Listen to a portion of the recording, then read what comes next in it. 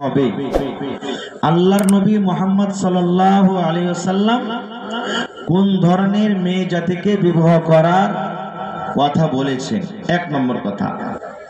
দুই নম্বরে, এই জমিনের উপরে কোন মহিলাটা সব থেকে আল্লাহর কাছে প্যারি, আল্লাহর কাছে ভালো, সলেহা, নেককার, দিনদার কোন মহিলাটা। তিন নম্বরে, এই জমিনের উপরে কোন মহিলাটা এই পৃথিবীতে আমল করবেন, কোন এমন আমল করবেন যে আমলটাতে খুশি হয়ে আল্লাহ তাআলাকে জান্নাত দান করবেন। এক নম্বর, কোন মহিলাকে বিবাহ করতে হবে। দুই নম্বরে, এই পৃথিবীতে কোন মহিলাটা সব থেকে আল্লাহর কাছে ভালো, এবং তিন নম্বরে কোন মহিলাটা জান্নাতি।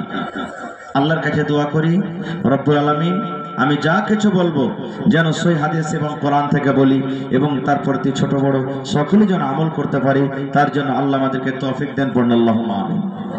ভাই মুসলমান, এই বর্তমান যুগে আমরা মেয়েদের মান সম্মান দিই না, আর যার বাড়িতে তো বেটি হয় ওর মনটা ভারী, মনটা খারাপ, মনে মনে বলে আল্লাহ কেন তুমি আমাকে মেয়ে দিয়েছো, রাতের বেলাতে ঘুম আসে না।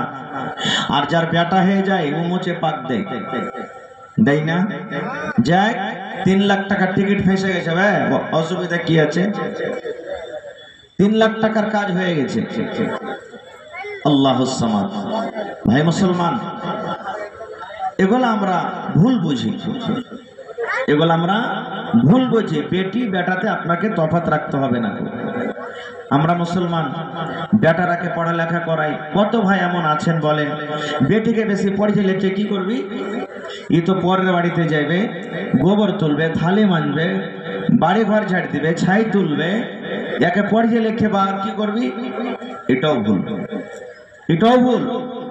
ভাই মুসলমান, তো আমরা কোন মেয়ে ছেলেকে ভালোবাসি ভাই? আচ্ছা, আপনার এলাকাতে যখন ছেলেরা বিয়ে করে তখন কি গাড়ি, টাকা, পয়সা করা লেনদেন হয়? একটু কথা বলেন, হয়? আল্লাহুস সামাদ। ভাই মুসলমান, আজকে আপনারাই ফতোয়া দিবেন, আপনাদের মুখ থেকেই আজকে শুনবো যে কোনটা জায়েজ কোনটা না জায়েজ। আল্লাহ রাসূল সাল্লাল্লাহু আলাইহি ওয়াসাল্লাম বলেছেন 1400 বছর আগে, কি তুনকাহুল মারআতু লিআরবাইন। আল্লাহর নবী বলেছেন, এই আমার উম্মতরা তোমরা শুনে নাও, আমার উম্মতের মধ্যে সাধারণ ভাবে মানুষরা যখন বিয়ে করে 4খানা গুণ, 4খানা সিফাত দেখে বিয়ে করে। নবীর হাদিস, তুনকাহুল মারআতু লিআরবাইন। নবী বলেছেন, মানুষরা যখন বিয়ে করে মানুষের মনে এটা ইচ্ছা হয় যে মেয়ের মধ্যে 4খানা গুণ থাকবে, ওই ধরনের মেয়েকে আমি বউ করব, ওই ধরনের মেয়েকে আমি স্ত্রী করে বাড়িতে নিয়ে আসবো। কয়খানা গুণ? 4খানা গুণ আমরা দেখি। নবীজি ওই কথাটাই বলেছেন। 1 নম্বর গুণ, দয়ার নবী বলেছেন লেমালেহা। আমরা যখন বউ খুঁজতে যাই, ছেলের বিয়ে দিব কিংবা নিজে বিয়ে করব, নাতির বিয়ে দিব, পোতার বিয়ে দিব, ভাতিজার বিয়ে দিব, নবী বলেছেন প্রথম যেটা মানুষ গুণ দেখে, সিফাত দেখে, সেটা হলো মাল। এ মেয়ের কাছে মাল আছে কিনা, মেয়ের বাবার কাছে মাল আছে কিনা। যে মেয়েকে বউ করে বাড়িতে নিয়ে আসবো সে মেয়ের বাবার কাছে মাল আছে কিনা, তার কাছে গাড়ি আছে কিনা, বাড়ি আছে কিনা, জমি জায়গা আছে কিনা। 1 নম্বরে নবী বলেছেন মানুষেরা দেখে তার কাছে মাল আছে কিনা। 2 নম্বরে নবী বলেছেন বলে হাসাবেহা, তার খানদান আছে কিনা, বংশ আছে কিনা, ঝাড় ভালো আছে কিনা, বড় খানদার বংশ আছে কিনা। 3 নম্বরে নবী বলেছেন মানুষেরা যেটা দেখে ওয়ালি জামালিহা, দেখতে সুন্দর আছে কিনা, দেখতে সুন্দর আছে কিনা, তার চেহারাটা কেমন, তার বডিটা কেমন, দেখতে লম্বা আছে কিনা, ডিজাইনটা দেখতে ভালো কিনা। 3 নম্বরে মানুষেরা দেখে যে সে মেয়েটা দেখতে ভালো লাগে কি লাগে না। 4 নম্বরে নবী বলেছেন উম্মত রে ওয়ালিদিনহা, মানুষেরা মানুষেরা 4 নম্বরে গুণ সিফাত দেখে যে ওই মেয়ের মধ্যে 4 নম্বর গুণ দ্বীনদারি আছে কিনা। দ্বীনদারি দেখে। ভালো কথা, আল্লাহ রাসূল বলেছেন যে যাকে তুমি বউ করবে, স্ত্রী করবে, তার কাছে মাল দেখো। মাল থাকা দরকার, কিন্তু আমরা মালদার কেন খুঁজি? আবে ধনী দেখে, মালদার দেখে শ্বশুর কর, তাহলে কি হবে? সময়তে 50 লাখ 2 লাখ টাকা যে সাহায্য পাবে, সাহায্য করবে। এই জন্য আমরা মালটা দেখি। 2 নম্বরে বংশ দেখেন, খানদান দেখেন, ভালো কথা, কিন্তু আমরা বংশ কেন দেখি জানেন? এই খানদানটাতে কিন্তু খুবই লাঠিপাটি, আর লাঠি খুব জোর আছে। যদি গ্রামে গ্রামে কোনো অন্য লোকের সাথে যদি লড়াই ঝগড়া হয়, শালা একবারে শহরে মেয়েরা সবকে একবারে লাশ বিছিয়ে দিবে, সময়তে কাজ দিবে। এই জন্য আমরা কি করি? বংশ দেখি। জি না। 3 নম্বরে সৌন্দর্য দেখতে হবে, দেখতে ভালো আছে কিনা, চেহারা ভালো আছে কিনা।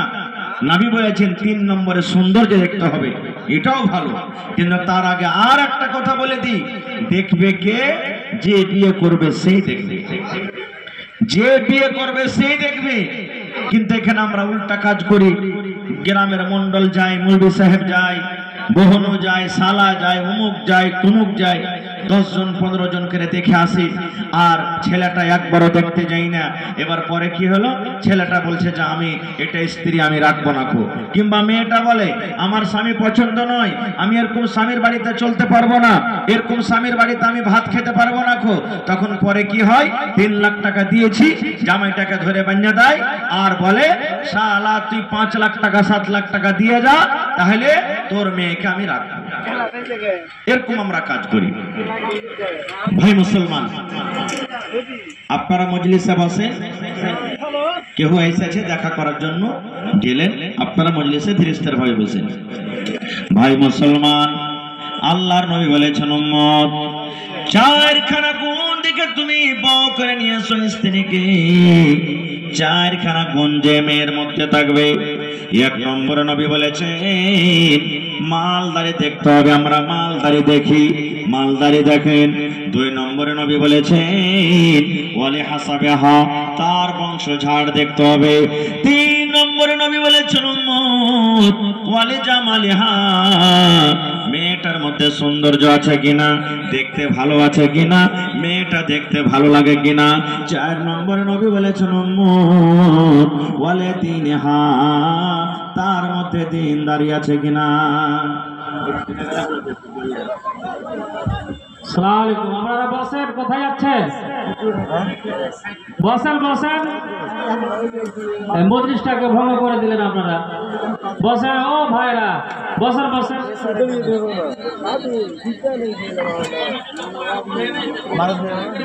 আপনারা বসেন ভাই। আরে কিছু হয়েছে না হয়েছে, ওরা আছে, কমিটির লোক আছে, ভলান্টিয়ার আছে, আপনারা বসে ধীরে আস্তে ভাবে শোনেন। মজলিস ছেড়ে এরকম ভাবে যেতে হবে না, গুনাহ হবে ভাই। মজলিসে বসেন, আপনারা জলসা শুনতে এসেছেন, মজলিসে বসেন। তো ভাই 4 নম্বর, 1 নম্বর হলো মাল, 2 নম্বর হলো বংশ, 3 নম্বরে সৌন্দর্য, 4 নম্বর হলো দ্বীনদার। যে 4খানা গুণ থাকবে, নবী বলেছেন যে মানুষেরা বেশিরভাগ দেখে যে আমি এই ধরনের মেয়েকে বিয়ে করব। এবার আপনাদেরকে আমি প্রশ্ন করি ভাই মুসলমান, এই 4খানা গুণ যদি কোনো মেয়েকে আপনি দেখতে যান, খুঁজতে যান, তো 1000-500-তে হয়তো একটাই মেয়ে পাবেন। তাহলে বলবেন হাজি মাওলানা আমরা কি বিয়ে করব না? যদি 4খানা গুণওয়ালি মেয়ে ছেলে যদি আমরা না পাই, তাহলে কি আমরা স্ত্রী করব না, বউ করব না?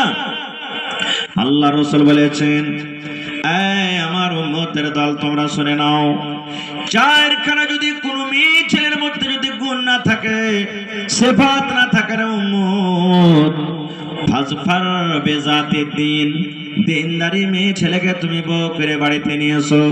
নবী বলেছেন উম্মতরে যদি তুমি যাকে বউ করবে ওর কাছে যদি মাল না থাকে, মেয়েটার বাপ যদি গরিব হয়, সাঞ্জের সাঞ্জ খাটে আর খায়, রিকশা চালিয়ে খায়, মুনিশগিরি করে খায়, তার কাছে জমি জায়গা নাই, কোন রকম খাটে আর দিন কাটে, এরকম যদি লোক হয় তাহলে তার বাড়িতে তুমি রিশতা করে নাও।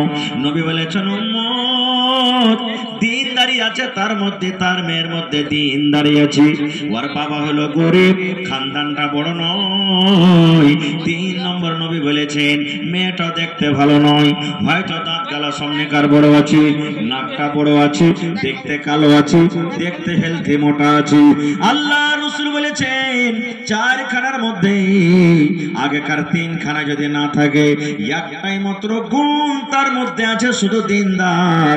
নামাজ পড়িতে জানে, রোজা রাখতে জানে, কোরআন পড়িতে জানে, পর্দা করে থাকতে জানে, তেলাওয়াত করতে জানে, স্বামীর সেবা করতে জানে, শাশুড়ি শ্বশুরের সেবা করতে জানে।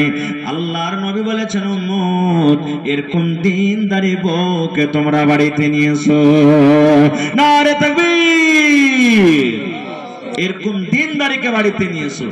কিন্তু হায় আফসোসের কথা, আমরা কোন ধরনের মেয়েকে পছন্দ করি? যখনই বউ দেখতে যাই তখন আইবাড়ি ঘটককে বলি, এ ঘটক ভাই, আমার টাকার দরকার আছে, এই সিঙ্গালপুর স্টেশনের পাঞ্জর একটা জমিন বিক্রি আছে, 1 কাঠা 10 লাখ টাকা লাগবে। ভাইরে 7 লাখ টাকা আমার কাছে আছে, 3 লাখ টাকা পারি না, এই জন্য বেটাটার বিয়ে দিছি। ভাই 4 লাখ টাকা চাহাবি, কিন্তু 3 লাখ টাকা থেকে 1 টাকা কম করবি না, যাতে আমার কাজ খান্ডা হয়ে যায়। এটাই না আমরা খুঁজি ভাই। আল্লাহুস সামাদ, এটা হলো ভুল। রাসূল বলেছেন দিনদারি তুমি বাড়িতে নিয়ে এসো। এবার বলবেন হাজী মাওলানা, দিনদারি বউ যদি আমরা বাড়িতে নিয়ে আসি তাহলে আমাদের লাভ কি আছে? নেককার দিনদার যদি মেয়ে ছেলে বাড়িতে নিয়ে আসি আমাদের লাভ কি আছে? এটা আমার কথা নয়, আল্লাহর নবী বলেছেন উম্মত আদ-দুনিয়া কুল্লুহা মাতা ওয়া খায়রু মাতা'id দুনিয়া আল মারআতুস সালিহা। এই ভাই মুসলমান, যে মা, যে বোন, যে বেটি, যে নানি, যে বাড়িকে আমরা মনে করি যে এদের কোনো মর্যাদা নাই, মান নাই, সম্মান নাই, এই পৃথিবীতে সব থেকে দামি জিনিস হলো সোনা। নাকি সোনা হলো দামি জিনিস, চাঁদি হলো দামি জিনিস। এখন মোটামুটি 1 লাখ টাকার কাছাকাছি ভরি সোনা হয়ে গেছে। ওরে সুবহানাল্লাহ, চাঁদি হলো দামি জিনিস, হীরা মোতি দামি জিনিস, এই পৃথিবীর দামি জিনিস অনেক রয়েছে। নবী বলেছেন উম্মত এই পৃথিবীতে যত মাল আছে, যত সামান আছে, সমস্ত হলো মাথা। সোনা হলো একটা দামি জিনিস, চাঁদি হলো একটা দামি জিনিস, হীরা মণি মুক্তা হলো একটা দামি জিনিস।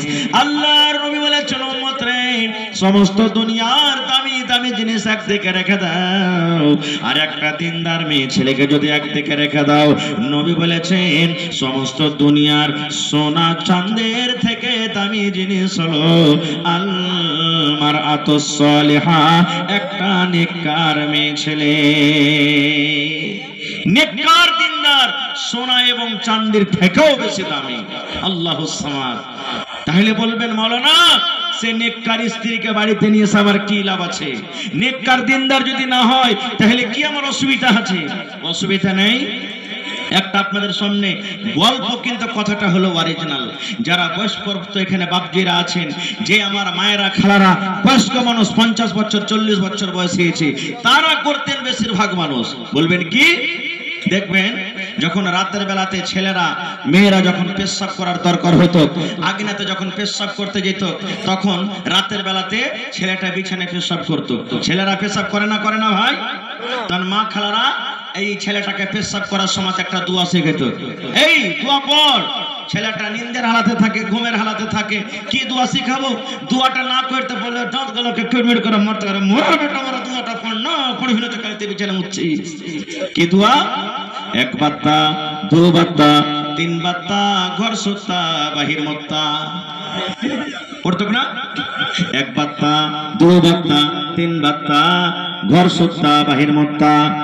ওই মাকে বলবো, মা ও আমার যুবক ভাইরা, নানা রে, ওই মা যদি দিনদার হতো, ওই মা যদি নেককার হতো, ওই মা যদি পড়ালেখা থাকতো, জীবনে ছেলেদেরকে কোনোদিন 1 বাত্তা 2 বাত্তা শেখাতো না। বলেন মাদ্রাসাতে আমার মাওলানারা পড়ালেখা করান, আমার মাওলানারা ছেলেরাকে মেয়েরাকে পড়ান। দুনিয়ার কোনো এমন কিতাব নাই যে যেই কিতাবে 1 বাত্তা 2 বাত্তা লেখা আছে কি ওই মা যদি নেককার হতো, ওই মা যদি দিনদার হতো, ওই মা যদি সলেহা জায়েদা আবেদা হতো। আল্লাহ রাসূল বলেছেন মা বলতেন বেটারে, এ হালিমা খাদিজা, এ জায়েদা শুন, নবীর হাদিস আছে রে মা, নবীর হাদিস আছে রে খালা, যখন তুমি পেশাব পায়খানাতে বসবে তখন এই দোয়া পড়বে, বিসমিল্লাহি আল্লাহুম্মা ইন্নী আউযু বিকা মিনাল খুবুসি ওয়াল খাবাইস। এই দোয়াটা শেখাতেন, এক বাক্তা দু বাক্তা জীবনে শেখাতেন না। ভাই আমার, এই জন্য নেককার স্ত্রীকে বাড়িতে নিয়ে আসতে হবে। নেককার স্ত্রী যদি বাড়িতে আপনি নিয়ে আসেন, আপনার জীবনটা উদ্ধার হয়ে যাবে। বড় বড় মুসিবত থেকে সে আপনাকে বাঁচিয়ে নেবে, আপনাকে সান্ত্বনা দেবে, আপনাকে সবর দেবে।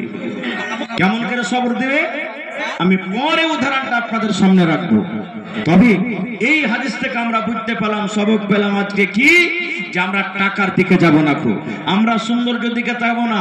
যদি আমরা ধনী ঘরের বেটি পেয়ে নিতে আলহামদুলিল্লাহ, যদি আমরা সৌন্দর্য মেয়ে পেয়ে নিতে আলহামদুলিল্লাহ, যদি ঝাড় বংশ পেয়ে নি বড় হয়তো আলহামদুলিল্লাহ, কিন্তু কিছু যদি না থাকে, শুধু দিনদার মেয়ে ছেলে যদি হয়, এটা আমাদের জন্য যথেষ্ট। আচ্ছা, ইসলামের আল্লাহর নবী সাল্লাল্লাহু আলাইহি সাল্লাম যখন দুনিয়া থেকে চলে গেলেন, প্রথম খলিফা হলো কে? হযরত আবু বকর রাদিয়াল্লাহু তাআলা আনহু। আর দ্বিতীয় খলিফা হলেন কে? উমর রাদিয়াল্লাহু তাআলা আনহু। ইসলামের দ্বিতীয় খলিফা মুসলমান রাজা আমিরুল মুমিনিন। সে কেমন বেটিকে বউ করছেন জানেন? সুবহানাল্লাহ। ওরে আল্লাহ, একটা রাজা যে মুসলমানের আমির, রাজা, আল্লাহর সমাজ কত বড় মানুষ আপনারা বুঝতে পারছেন। হযরত ওমর রাদিয়াল্লাহু তাআলা আনহু একদিন রাতের বেলাতে রাতে পহরাদারি করছেন, গ্রামে গ্রামে ঘুরছেন যে কোন বাড়িতে খাবার আছে, কে কষ্টতে আছে, কে কি আছে না আছে, এই দেখাশোনার জন্য ঘুরছেন রাতের বেলাতে। হাঁটতে হাঁটতে হাঁটতে দেখছে তো এক বাড়িতে মা বেটিতে ঝগড়া করছে। মা বেটিতে ঝগড়া করছে। কি ঝগড়া আমি শুনিনি একটু। হযরত ওমর রাদিয়াল্লাহু তাআলা আনহু বলছেন, আমি শুনিনি কি বলাবলি করছে। এবার ওদের দুয়ারে দাঁড় হয়ে গেলেন রাতের বেলাতে। মা বলছেন বেটিকে, ও আমার বেটি তুমি শুনে নাও। ও মা, মা বলছেন বেটি রে, রাত হয়ে গেছে, এখন মনে হয় সমস্ত লোক ঘুমিয়ে গেছে। বেটি আমাদের বাড়িতে 1 কেজি 2 কেজি দুধ রাখা আছে রে মা, এই কল থেকে একটু পানি নিয়ে নাও, ইন্দারা থেকে একটু পানি তুলে নাও, আর পানি দুধে তোমরা মিলিয়ে দাও। মা রে, যদি দুধে পানি মিলিয়ে দাও আমাদের কাজটা হবে, লাভটা হবে, আমরা বিক্রি করে ওজন বাড়বে, টাকাটা বেশি পাবো। এই জন্য তুমি তাড়াতাড়ি করে যাও আর দুধে তুমি পানিটা মিশাল করে দাও। ভাই আমার, আল্লাহ তাবারাক ওয়া তাআলা এই পৃথিবীতে যত নিয়ামত দান করেছেন রে বন্ধু, জান্নাতের ভিতর থেকে আল্লাহ রাব্বুল আমিন ওই নিয়ামতের মধ্যে থেকে 2টা জিনিস আল্লাহ দান করেছেন। একটা হলো দুধ আর একটা হলো মধু। মধু বলতে এই পকেটের মধু নয় যে 5 টাকা 2 টাকা পকেট আপনি পাচ্ছেন, এই মধু নয়। শাহাদ, এই যে বল্লা থেকে মধু হয় সেই মধু। আল্লাহুস সামাদ। মা বলছেন বেটি যা তাড়াতাড়ি করে আর দুধে পানি মিলিয়ে দে, দুধ বাড়বে, ওজন হবে। হযরত ওমর রাদিয়াল্লাহু তাআলা আনহু শুনছেন, কিন্তু ওরা মা বেটি কি জানে যে আমাদের রাজা আমাদের দুয়ারে এসে শুনছেন আমাদের কথা? তারা কি জানছেন ভাই? জানে না। এবার মায়ের কথা শুনি, হায় রে দিনদার মেয়ে ছেলে বলছেন, ও দরদিনী মা, আমি তোমার কথা মানতে পারবো না, তোমার কথা আমি শুনতে পারবো না মা, আমি দুধে পানি মিলাইতে পারবো না, তোমার কথা আমি শুনতে পারবো না মা। এবার মা বলছেন, কেন রে বেটি? বলছে, মাগে, আমাদের রাজা আমিরুল মুমিনিন ওমর ফারুক রাদিয়াল্লাহু তাআলা আনহু আজ করেছেন গে মা, দুধে পানি মিলাইতে হয় না, দুধে পানি দিতে হয় না, দুধে পানি মিলিয়ে বিক্রি করতে হয় না, এটা হলো পাপের কাজ, এটা হলো গুনার কাজ। এই জন্য মা, আমি দুধে পানি মিলাইতে পারবো না, আমি দুধে পানি দিতে পারবো না মা, এই কাজটা আমি করবো না। মা রাগ করে বলছে, বেটি রে, তুমি যাও তাড়াতাড়ি করে দুধে পানি মিলিয়ে দাও, কারণ এখন তো ওমর দেখতে পাই না, এখন আমাদের কাছে ওমর নাই, এখন আমাদের রাজা জানতে পারবে না, দেখতে পাবে না, দেখতে পাবে না, তুমি তাড়াতাড়ি করে দুধে তুমি পানি মিলিয়ে দাও। এবার বেটি বলছে, মা গো, আমি এই কাজটা করতে পারবো না গো মা, এই আমি দুধে পানি মেলাতে পারবো না। কেন পারবো না? যদি উমর আমাদেরকে না দেখে, উমর যদি আমাকে দেখতে না পায়, উমর যদি জানতে না পারতে গেল মা, যিনি আমাদের আল্লাহ সেই কিন্তু দেখছেন। কে দেখছেন? জোরে বলেন, আরো জোরে বলেন, আল্লাহ। আচ্ছা ভাই, যদি কোনো দোকানে কোনো ব্যাংকে সিসি ক্যামেরা তো বুঝেন আলহামদুলিল্লাহ, সিসি ক্যামেরা লাগা থাকে, তো ওই দোকানের মাল চুরি করতে পারবেন? একটু জোরে বলেন, পারবেন? কেন বলবেন? হবে না কিছু সালা ধরে নিলে বেরিয়ে সাফ করে দিবে। মুসলমান রে, সিসি ক্যামেরা দেখে যদি ডর লাগে, ভয় লাগে, আর ভয়ের কারণে যদি আপনি চুরি না করতে পারেন রে মুসলমান, আল্লাহ রাব্বুল আমিন প্রত্যেক নর কিংবা নারীর কাছে সিসি ক্যামেরা লাগিয়ে রেখেছে। বলবেন কই যে মাওলানা, সিসি ক্যামেরা তো দেখতে পাই না। আমার আলিম ওলামারা বসে আছেন, প্রত্যেক বান্দা হোক বান্দি হোক, আল্লাহ রাব্বুল আমিন প্রত্যেক মানুষের কাছে দুইজন করে ফেরেশতা দিয়েছেন। দুইজন ফেরেশতা সব সময় থাকে। এক ধরনের ফেরেশতা ফজরের নামাজের সময়তে আছে, আর ওরা আসর পর্যন্ত থাকে। এবার আসরের যখন নামাজ পড়া হয় তখন ওরা কিন্তু চলে যান। আবার আসরের টাইমে দুইজন ফেরেশতা আছেন, এবার ওরা কতক্ষণ পর্যন্ত থাকে? ফজর পর্যন্ত। ওই দুইজন ফেরেশতা সুবহানাল্লাহ, আমার জীবনের কেমন করে আমি কাজ করি, কখন নামাজ পড়ি, কখন তেলাওয়াত করি, কি নামাজ পড়ছি কি পড়ি না, কাকে মারলাম, হালাল খেলাম, হারাম করলাম, কখন চুরি করলাম, ডাকাতি করলাম, জীবনের সমস্ত আমল কিন্তু ওরা লিখতে আছে। কিন্তু এই সিসি ক্যামেরা থেকে কোনোদিন ভয় করেছি ভাই? করি না আমরা। কে দেখছে বে? কেউ তো দেখতে পাবে না আমাদেরকে। আমরা কেমন করে ডরাই জানে? একটা হাট্টা যুবক দৌড়াইতে আইলে বেঁধে গ্যাক করে পড়ে গেছিল। লেগেছে পুষ্টা, যেমনই লাগায় তেমনি ফট করে উঠে বলছে মারদা কা দর্দ নেই। ওর খেল যেমন কেউ দেখে নিলে যে পড়ে গেছে, লেগেছে তো খুব শক্তিশালী হওয়াকে, ভিতরে চোট লেগেছে, কিন্তু মানটা মাঝে দিতে বলছে ভাই মারদা কা দর্দ নেই, আমি কিছুই হয়নি। যে দাঁড় হয়ে গেল, তখন চারিদিকে পাঞ্জর ঘুরে ফিরে নজর করে দেখছে তো একটা মানুষ নাই। তখন কইছে সারা লেগেছে কত জোরে, তখন বলছে লেগেছে কত জোরে। এই তো আমাদের অবস্থা ভাই মুসলমান। এবার মার জবাবে বলছেন, বেটি বলছে মাগে, দুনিয়ার কোন মানুষ জানতে না পারতে গেলে মা আল্লাহ জানে, এই জন্য আমি দুধে পানি মিশাল করতে পারবো না। উমর ফারুক রাদিয়াল্লাহু তাআলা আনহু কথা শুনলেন, শোনার পর চলে গেলেন বাড়িতে। সকাল হলো, ফজরের নামাজের পর সমস্ত বেটাকে জমা করলেন। জমা করার পর বলছে, বেটা রে, আমি তোমাদের জন্য একটা বউ দেখেছি, কে তোমরা রাজি আছো বেটা বউ করবে? বলো তো। তোমার বলছেন একটা রাজা, বেটা তোমাদের জন্য রাতের বেলাতে একটা আমি বউ দেখেছি, নেককার দিনদার বউ, কে তোমরা তাকে বিয়ে করবে? একজন ছেলে রাজি হয়ে গেল। এবার হায়রা তোমার আল্লাহ তাআলা পয়গাম দিয়ে দিলেন, মেয়েটাকে ডাকানো হোক, তার গার্জিয়ানকে ডাকানো হোক। ওরে সুবহানাল্লাহ। এইবার হায়রা তোমার বললেন, মা রাতের বেলাতে মা বেটি তোমাদের দুজনের গল্প আমি শুনে নিয়েছি। মা তুমি যে কাজটা করেছো, তোমার ব্যবহারে, তোমার নেককার, তোমার দিনদারিতে আমি ওমর রাজি হয়েছি, এই জন্য মা তোমাকে আমি বউ করে নিলাম। দেখেন নেককার বহুর কত দাম, আল্লাহর সামাদ।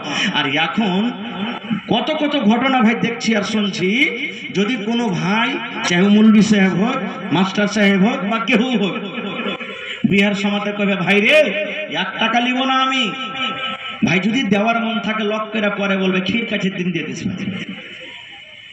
কিসের দিন? বরন্দার দিন, ক্ষীর কাছের দিন দিয়ে দিস।